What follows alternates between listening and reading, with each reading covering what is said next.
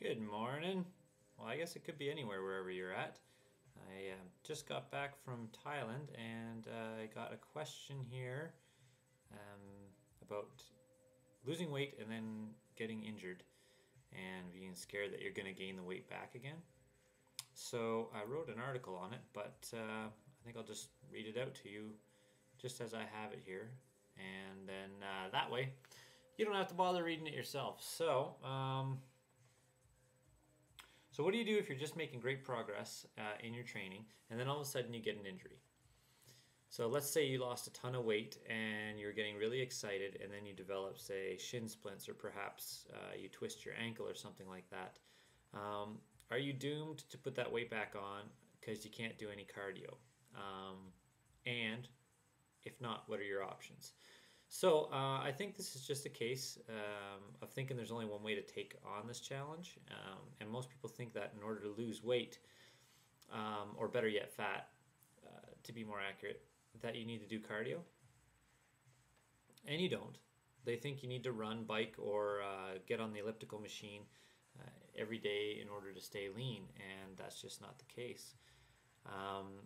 While doing lots of cardio will burn calories and it works for a lot of people, I don't think it's the best way to lose fat or to keep it off. Cardio is just kind of like a tool that you use to help the process along, and doing too much of it can actually be counterproductive. So let me explain that a little bit. Hangnail. All that's needed to lose fat is to speed up your metabolism and burn off excess fat tissue, and then to keep from putting more on, right? And the third part is where you run into problems with this injury deal. So how can you do those things? So I just wrecked myself there.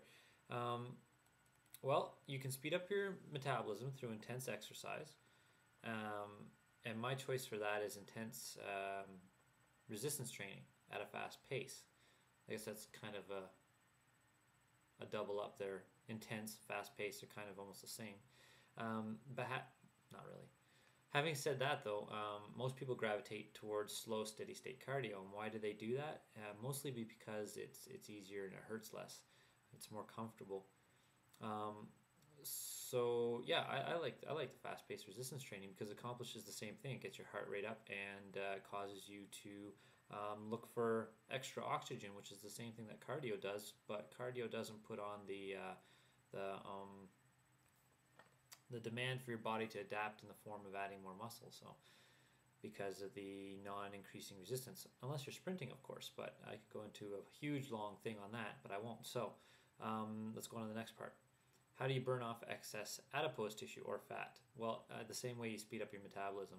They're two sides of the same coin. So once your metabolism is sped up and you're not exceeding your daily caloric intake, then you'll start burning off the excess fat that you're storing in like, say, your thighs and your abs and such. So how do you keep from putting it back on? Well, you got to watch your food intake first, and along with use the above two things that I was just talking about previously. And most people think they are watching what they eat, and maybe they are, but the thing is that the lens that they're looking through is distorted. They think they know right from wrong, but they don't. I don't know if you can hear my music in the background. I hope it's not in the way too much. But anyway, they think they know, but they don't know, because the information that they're following usually comes from popular media sources. And that is really like misinformation, because the information is coming from a source that's trying to sell, or a company marketing campaign or something of the sort. So the information isn't quite accurate, and then you start living your lifestyle based on those recommendations, and even though you're trying hard and you think you're doing the right things, you're not. So back to the main question: what do you do to keep the weight off after getting an injury in the lower body that keeps you from doing cardio? Well, you eat right, learn what eating right is, and do it, and then train intensely with fast-paced resistance training or circuit-style workout for the upper body. There's plenty of these on the website. Some free, some you can pay for, whatever. So yeah, I guess that's that problem solved. I hope that helps. And I will close this out now and see you in the next one. Take care.